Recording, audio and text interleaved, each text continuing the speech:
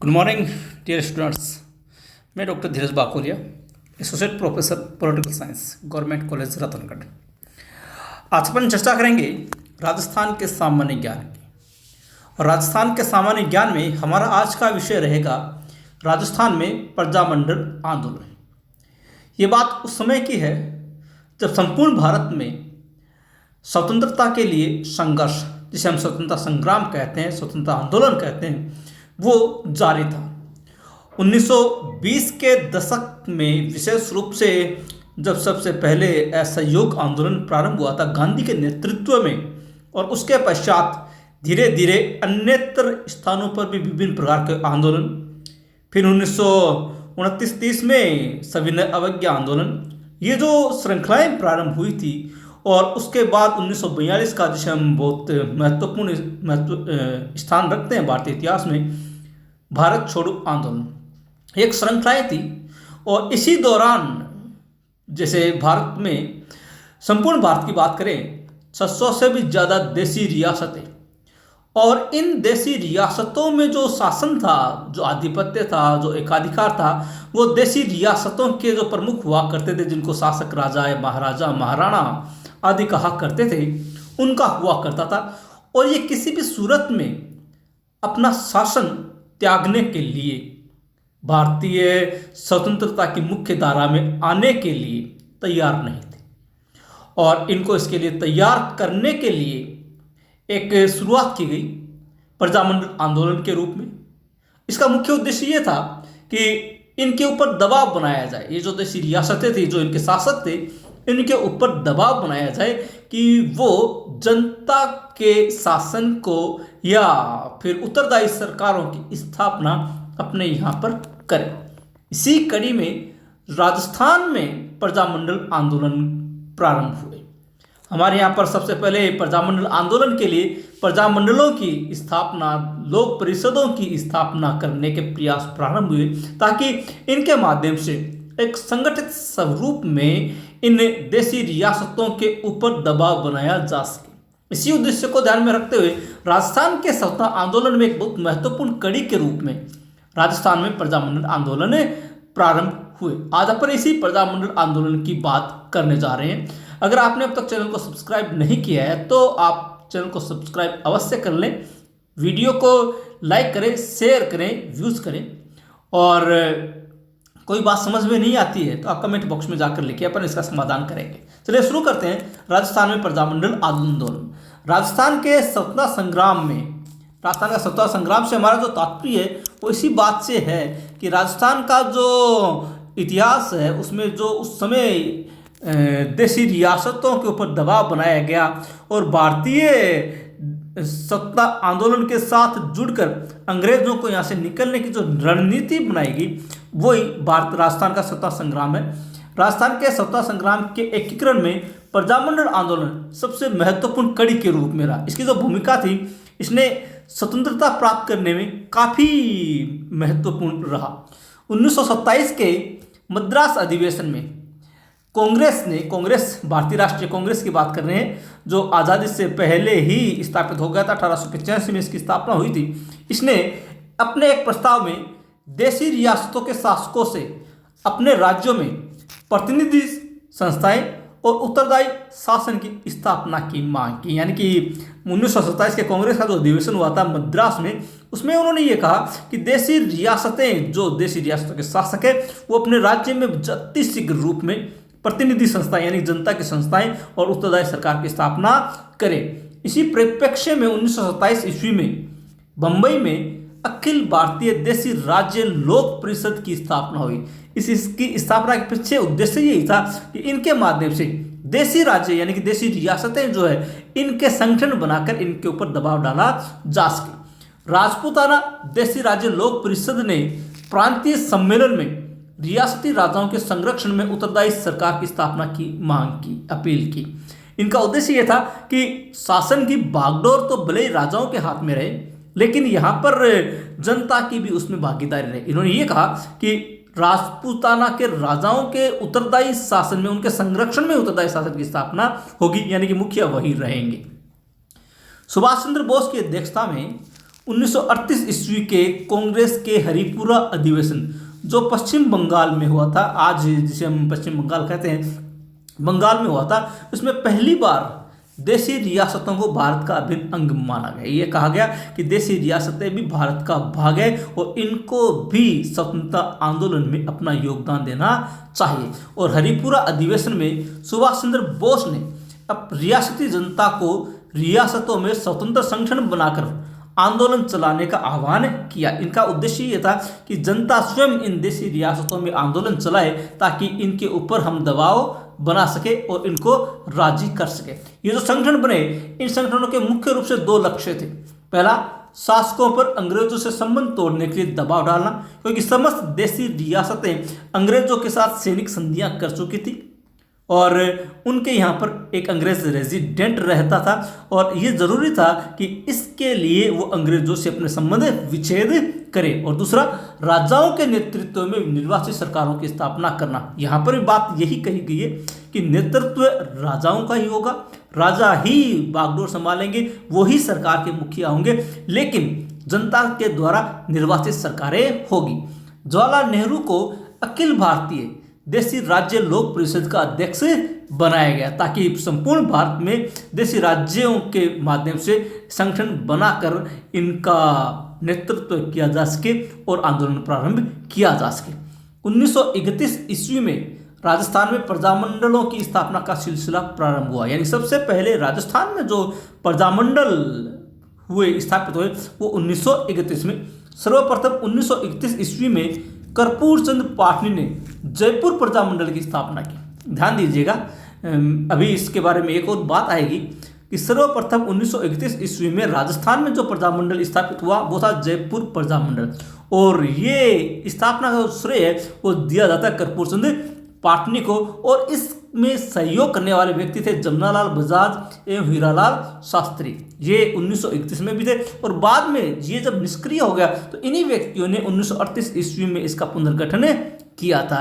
यानी कि 1931 में कर्पूर चंद पाटनी ने जिस प्रजामंडल आंदोलन की स्थापना की थी उसका पुनर्गठन करने का श्रेय जमनालाल बजाज और हीरालाल शास्त्री को दिया जाता है। इन्होंने 1938 में इसका पुनर्गठन किया था। हरिपुरा अधिवेशन के बाद गठित राजस्थान का पहला प्रजामंडल मेवाड़ प्रजामंडल था। देखिए, दोनों में अंतर है कि 1938 में जो यह हरिपुरा अधिवेशन होता है उससे पहले जो प्रजामंडल स्थापित हुआ राजस्थान में वो था जयपुर प्रजामंडल। लेकिन हरिपुरा अधिवेशन में प्रजामंडल स्थापना की जब चर्चा की गई उसके बाद सबसे पहला प्रजामंडल जो राजस्थान में स्थापित हुआ वो था मेवाड़ प्रजामंडल, और इसकी स्थापना माणिक्यलाल वर्मा और बलवंत सिंह मेहता ने 24 अप्रैल 1938 को की थी। 24 अप्रैल 1938 को माणिक्यलाल वर्मा और बलवंत सिंह मेहता ने। 1939 ईस्वी में कांग्रेस के त्रिपुरी अधिवेशन में रियासतों की राजनीतिक संस्थाओं को कांग्रेस द्वारा पूर्ण समर्थन और सहयोग देने की घोषणा की गई। यानी कि देशी रियासतों में जो भी राजनीतिक संस्थाएं, जो भी लोक परिषद, जो भी प्रजामंडल स्थापित हुए उनको कांग्रेस अपना पूरा का पूरा समर्थन देगी और उनका सहयोग करेगी आंदोलन को आगे बढ़ाने। 1942 ईस्वी में गांधी जी के निर्देशानुसार राजपूताना के प्रजामंडलों ने आंदोलन कर राजाओं से मांग की कि वे अंग्रेजों से संबंध विच्छेद कर रियासतों में उत्तरदायी शासन की स्थापना करें, लेकिन उसके बावजूद भी ऐसा संभव नहीं हो पाया। जो देशी रियासतें थी उन्होंने अंग्रेजों से अपने संबंध विच्छेद नहीं किए और न ही उत्तरदायी शासन की स्थापना करने के प्रयास इन राजाओं के द्वारा किए गए। जब तक इनके ऊपर भारी दबाव नहीं पड़ा, जब तक भारत स्वतंत्र नहीं हो गया, तब तक इन्होंने इस प्रकार के किसी भी कार्य में रुचि नहीं ली। राजस्थान के सभी प्रजामंडलों में कोटा प्रजामंडल का आंदोलन सबसे तेज था। कोटा प्रजामंडल का आंदोलन, देखिए, इस आंदोलन के माध्यम से बहुत सी ऐसी घटनाएं हुई थी जो कोटा में याद रखी जाएगी। यहाँ जनता ने पुलिस को बैरकों में बंद कर चौकियों थानों पर नियंत्रण स्थापित कर लिया। एक प्रकार से कोटा प्रजामंडल ने जो वहाँ का शासन था उसको समाप्त प्राय कर दिया और जो प्रजामंडल के व्यक्ति थे उन्हीं का, या हम यूँ कहें जनता का, वास्तव में कोटा में शासन स्थापित हो गया। इस समय बेणी माधव शर्मा नाथूलाल जैन आदि क्रांतिकारियों के नेतृत्व में कोटा नगर 3 दिन तक इनके कब्जे में रहा। किसके कब्जे में? आंदोलनकारियों के कब्जे में या जनता के कब्जे में। कोटा महाराव को प्रशासन पुनः सौंपने से पहले तिरंगा फहराया गया और पुलिस और सेना द्वारा सलामी दी गई। यानी कि पहले इनके यहाँ पर कोटा महाराव के यहाँ पर कोटा रियासत का झंडा फहराया जाता था, लेकिन 3 दिन तक जब आंदोलनकारियों का कब्जा कोटा में रहा, फिर महाराजा को पुनः सत्ता सौंपी गई, लेकिन सत्ता सौंपने से पहले तिरंगा फहराया गया और पुलिस और सेना द्वारा तिरंगे को सलामी भी दी गई। जयपुर में प्रजामंडल आंदोलन निष्क्रिय रहा। क्यों? क्योंकि इसके अध्यक्ष हीरालाल शास्त्री ने सितंबर 1942 ईस्वी में जयपुर के तत्कालीन जो प्रधानमंत्री थे मिर्जा इस्माइल, इनके साथ एक समझौता किया और इस समझौते को जेंटलमैन एग्रीमेंट कहा जाता है। याद रखिएगा, जयपुर प्रजामंडल सबसे निष्क्रिय क्यों रहा? क्योंकि इसके अध्यक्ष हीरालाल शास्त्री जो इसकी बागडोर संभाली हुई थी, जो इसको गति प्रदान कर रहे थे, उन्होंने सितंबर 1942 में जयपुर के प्रधानमंत्री मिर्जा इस्माइल के साथ एक समझौता किया। इस समझौते को जेंटलमैन्स एग्रीमेंट कहा जाता है। इस समझौते के अनुसार जो समझौता होगा, इसके अनुसार राजपूताने की रियासतें अंग्रेजों की भविष्य में मदद नहीं करेगी और राज्य में शीघ्र उत्तरदायी शासन की स्थापना की जाएगी। क्योंकि जयपुर रियासत ने यह वचन दिया था कि वो कभी भी अंग्रेजों की मदद नहीं करेगी और जितना जल्दी हो सके उत्तरदायी शासन की स्थापना की जाएगी। इसी उम्मीद के कारण से, इसी समझौते के कारण से जयपुर प्रजामंडल निष्क्रिय हो गया, इस उम्मीद से कि जल्दी ही उत्तरदायी शासन की स्थापना हो जाएगी, लेकिन ऐसा हुआ नहीं। जयपुर प्रजामंडल की इस निष्क्रियता से सक्रिय कार्यकर्ताओं, जो मुख्य कार्यकर्ता थे सक्रिय रूप में, दौलत राम भंडारी, बाबा हरिश्चंद्र, रामकरण जोशी, चिरंजी लाल मिश्र आदि ने एक अलग संगठन बनाया। ये जो जयपुर प्रजामंडल था इससे अलग, ताकि सक्रियता प्रदान की जा सके। उसका नाम था आज़ाद मोर्चा। आज़ाद मोर्चा के रूप में इन्होंने आखिरकार प्रजामंडल की गतिविधियों को गति बनाए रखी, ताकि ये सब क्रियाएं जयपुर में भी होती रहे। लेकिन इनके गठन के बाद नेहरू की प्रेरणा से 1945 में जयपुर प्रजामंडल में पुनः विलीन हो गए। जो आज़ाद मोर्चा बना था, आखिरकार नेहरू के कहने से 1945 में जयपुर प्रजामंडल में पुनः शामिल हो गया। 1945 ईस्वी में ही जमनालाल बजाज ने जयपुर में सरका संघ की स्थापना की, जिसका नेतृत्व BS देशपांडे ने किया। सरका संघ, इसका उद्देश्य भी वही था जो प्रजामंडलों का था, अंतर कुछ भी नहीं था। इस संघ का मुख्य उद्देश्य विदेशी वस्तुओं का बहिष्कार करना तथा लोगों का राजनीतिक जागृति का पाठ पढ़ाना था, और यही कार्य प्रजामंडल भी कर रहे थे, लोक परिषदें भी यही कार्य कर रही थी। इसलिए जमनालाल बजाज ने, चूंकि जयपुर प्रजामंडल का समझौता संपन्न हो गया था, इसलिए अलग से संगठन बनाकर सरका संघ के माध्यम से उन गतिविधियों को गति प्रदान करने का प्रयास किया। माणिक्यलाल वर्मा के प्रयासों से अखिल भारतीय देशी लोक राज्य परिषद का 6ठा अधिवेशन 31 दिसंबर 1945 से 1 जनवरी 1946 तक नेहरू की अध्यक्षता में उदयपुर के सलेटिया मैदान में हुआ। ये एक, चूंकि नेहरू अखिल भारतीय देशी राज्य लोक परिषद के अध्यक्ष थे, इनकी अध्यक्षता में इसका 6ठा अधिवेशन 31 दिसंबर 1 जनवरी 45 और 1 जनवरी 46 को नेहरू की अध्यक्षता में उदयपुर के सलेटिया मैदान में आयोजित किया गया, और उसमें आह्वान किया गया कि देशी रियासतें अविलंब उत्तरदायी शासन की स्थापना करें। लेकिन वास्तव में ऐसा संभव नहीं हो पाया।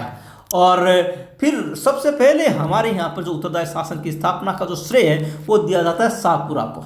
सर्वप्रथम शाहपुरा के राजा सुदर्शन देव ने 14 अगस्त 1947 को उत्तरदायी शासन स्थापित किया और गोकुललाल असावा के मंत्रिमंडल ने शपथ ग्रहण की। यानी कि राजा की तरफ से, स्वयं शासक की तरफ से जो पहली पहल की गई वो शाहपुरा में हुई। राजा सुदर्शन देव ने 14 अगस्त 1947 को उत्तरदायी शासन की स्थापना की और गोकुललाल असावा प्रधानमंत्री बने। झालावाड़ में भी 1947 ईस्वी में लोकप्रिय मंत्रिमंडल के प्रधानमंत्री स्वयं महाराजा हरिश्चंद्र बने। यानी कि इन्होंने भी अपने यहाँ पर लोकप्रिय मंत्रिमंडल बनाया। स्वयं राजा वहाँ पर राजपद छोड़कर वो प्रधानमंत्री के रूप में आए। हालांकि इस देशी लोक परिषदें जो थी या प्रजामंडल जो थे, उनका लक्ष्य भी यही था कि महाराजाओं के नेतृत्व में ही उत्तरदायी शासन की स्थापना वो करें। 1948 ईस्वी में डूंगरपुर महाराव ने गौरीशंकर उपाध्याय के नेतृत्व में मंत्रिमंडल बनाया। यानी कि आज़ादी के समय और उसके बाद तो लोकप्रिय मंत्रिमंडल बनने प्रारंभ हो गए थे। सबसे पहले सागपुरा में, फिर झालावाड़ में, फिर डूंगरपुर में भी इस प्रकार के मंत्रिमंडल बने थे। बांसवाड़ा में भूपेंद्र नाथ त्रिवेदी की अध्यक्षता में लोकप्रिय मंत्रिमंडल बना। राजस्थान की रियासतों में एकमात्र ऐसी रियासत जैसलमेर ही थी जिसने अपने यहाँ किसी भी प्रकार के संवैधानिक सुधार लागू नहीं किए। केवल जैसलमेर, बाकी सभी देशी रियासतों में किसी न किसी प्रकार के, किसी न किसी स्तर के ये जो संवैधानिक सुधार थे वो अवश्य लागू हुए थे। प्रजामंडलों को महत्व दिया गया था, जनता को महत्व दिया गया था, लोकप्रिय सरकारों की स्थापना हुई थी, लेकिन जैसलमेर में ऐसा कुछ भी नहीं हुआ। 1941 ईस्वी में विजय सिंह पथिक जेपी कृपलानी के सहयोग से माणिक्यलाल वर्मा ने मेवाड़ का वर्तमान शासक नामक पुस्तक लिखी। इनका उद्देश्य था मेवाड़ के वर्तमान शासन को जनता के सामने रखना और उसमें शासक वर्ग के द्वारा क्या अहितकारी कार्य जनता के लिए किए जा रहे उनका पर्दाफाश करना।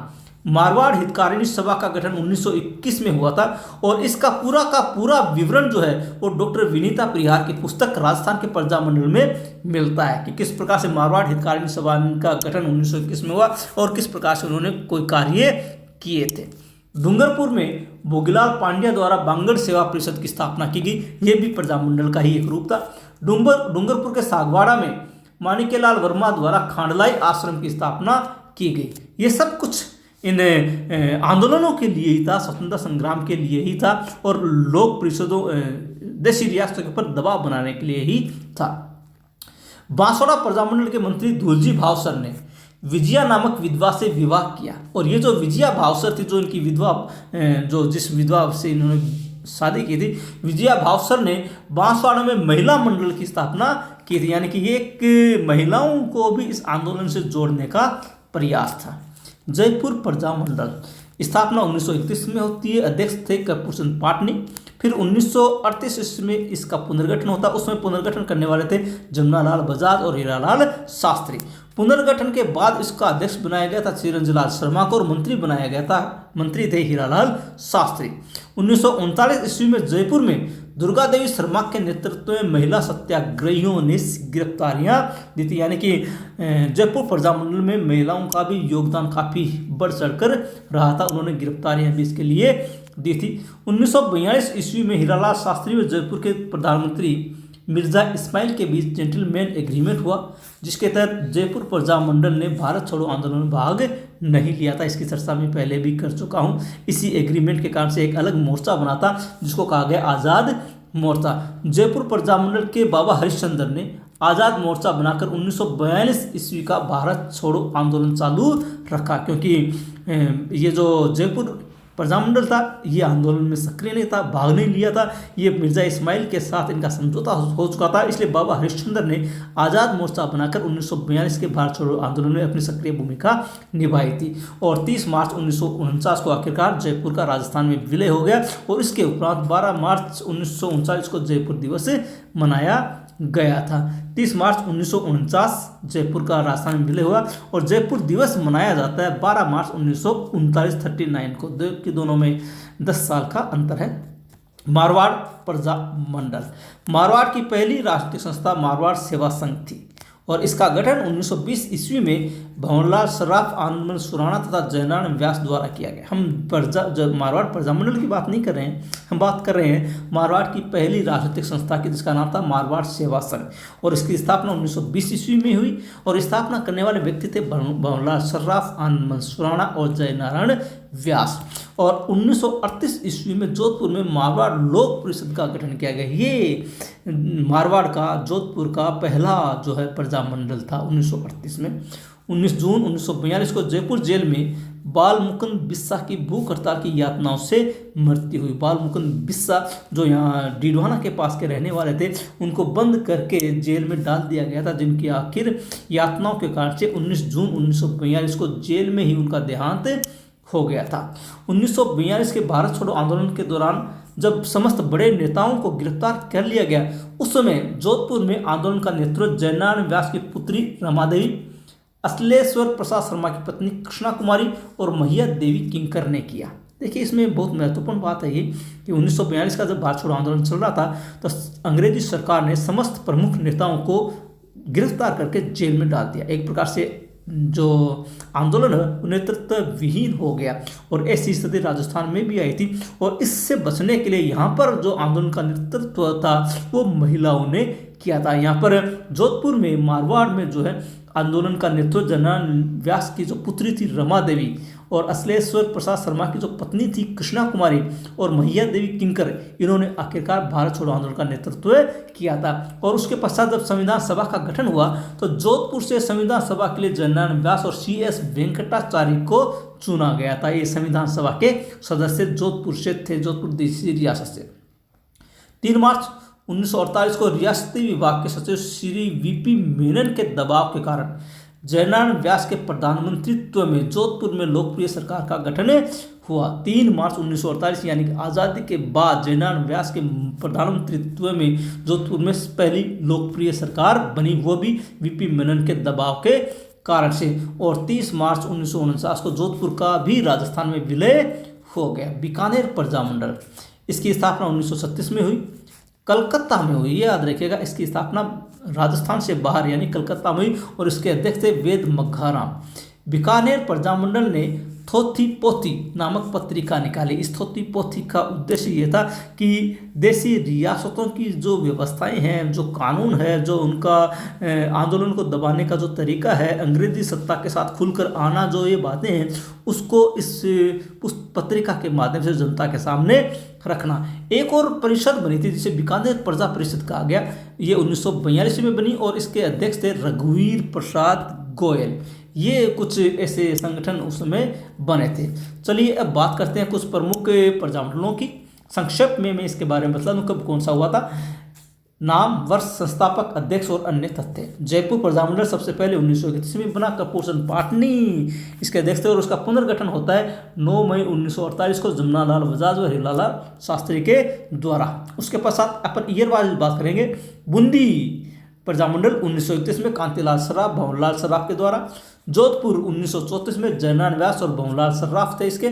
और मई 1938 में मारवाड़ लोक परिषद का गठन रणछोड़ गट्टानी, छगनलाल चौपासनीवाला और अभयमल मेहता द्वारा किया गया।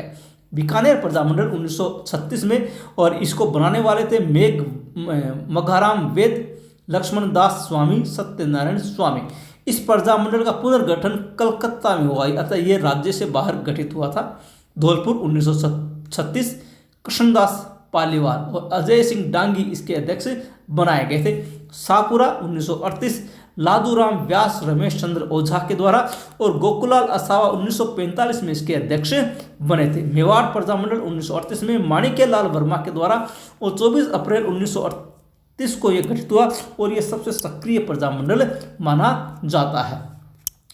कोटा प्रजामंडल 1938 में नैनूराम शर्मा, पंडित नैनूराम शर्मा के नाम से जानते हैं। भरतपुर 1938 में जुगल किशोर और किशनलाल जोशी, अध्यक्ष बनाए गए थे गोपीलाल यादव। सिरोही 1938 में गोकुलाल भट्ट के द्वारा, गोकुल भाई भट्ट। अलवर 1938 में हरिनारायण शर्मा, कुंज बिहारी मोदी।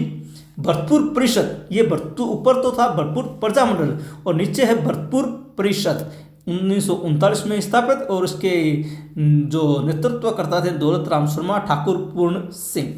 करौली 1939 त्रिलोक चंद माथुर, चिरंजीलाल शर्मा। जैसलमेर 1939 मिठालाल व्यास। ये जोधपुर में गठित हुआ था। 15 दिसंबर 1945 को इसको पुनर्गठित किया गया था। अभी अपन ने ऊपर बात की थी कि जैसलमेर एकमात्र ऐसी देशी रियासत थी जिसने अपने यहाँ किसी भी प्रकार के संवैधानिक सुधार लागू नहीं की। बहुत गंभीर पाबंदियां वहाँ पर थी, इसलिए जैसलमेर जो प्रजामंडल था वो जैसलमेर से बाहर जोधपुर में गठित किया गया था।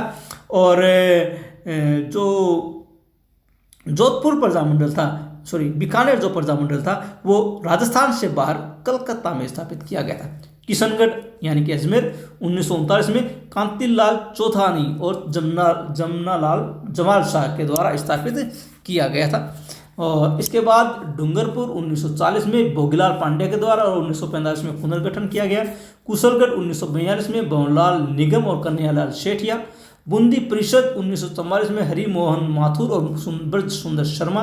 प्रतापगढ़ 1945 अमृतलाल और चुनीलाल प्रभाकर। बांसवाड़ा 1945 भूपेंद्र नाथ त्रिवेदी और मणिशंकर अय्यर नागर। झालावाड़ 25 नवंबर 1946 मांगीलाल भव्य और कन्हैयालाल मित्तल। यह राजपूताना का एकमात्र प्रजामंडल था जिसका गठन अंग्रेजों की अनुशंसा पर हुआ। ये बहुत महत्वपूर्ण तथ्य है, याद रखेगा। विशेष रूप से वो अभ्यर्थी अवश्य ध्यान रखें जो विभिन्न प्रकार की प्रतियोगिता परीक्षाओं की तैयारी कर रहे हैं, राजस्थान के जीके से संबंधित है। झालावाड़ प्रजामंडल एकमात्र ऐसा प्रजामंडल था जो अंग्रेजों की अनुशंसा पर स्थापित किया गया था, यानी अंग्रेजों ने ही इसको स्थापित करने में सहयोग दिया था। तो ये है प्रजामंडल, विभिन्न प्रकार के प्रजामंडल जो विभिन्न समय में स्थापित हुए थे। अगर इस संबंध में अभी भी कोई शंका हो तो आप कमेंट बॉक्स में अवश्य लिखें, और चैनल को सब्सक्राइब नहीं किया है तो कृपया चैनल को सब्सक्राइब अवश्य करें। मिलते हैं अगले वीडियो में एक नए टॉपिक के साथ, तब तक के लिए धन्यवाद।